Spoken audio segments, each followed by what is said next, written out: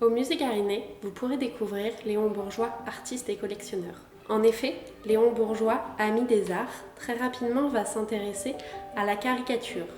Il va notamment, durant les conseils des ministres, caricaturer, croquer ses collègues ministres. Vous pouvez découvrir au musée Garinet un échange amical de coups de crayon entre Léon Bourgeois et Noël d'Orville, juste ici. À la fin du 19e siècle, Léon Bourgeois va passer 2 après-midi par semaine avec son ami et maître sculpteur André Massoul. André Massoul, d'origine d'Épernay, va lui apprendre à pétrir la glaise. Il va réaliser de nombreuses sculptures.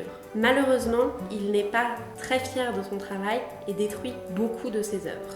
Heureusement pour les musées de Châlons, Georges Bourgeois va donner certaines œuvres qu'a réalisées Léon Bourgeois. Vous pouvez découvrir notamment 2 tristesses en terre cuite. Ces sculptures, l'une appartient au musée de Châlons en Champagne et l'autre appartient à Monsieur François Hollande, ancien président de la République.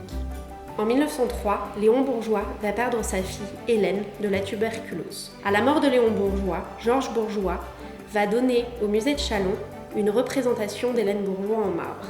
Il y a peu de chances que ce soit Léon Bourgeois lui-même qui ait taillé cette sculpture.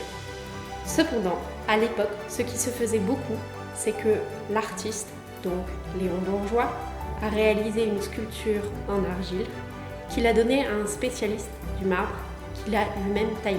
Malheureusement, cette sculpture n'est pas datée. Nous ne savons pas si elle a été réalisée avant ou après la mort d'Hélène Bourgeois.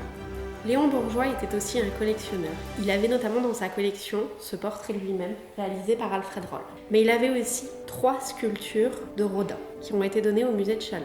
Vous pouvez découvrir notamment L'éveil de l'humanité juste ici.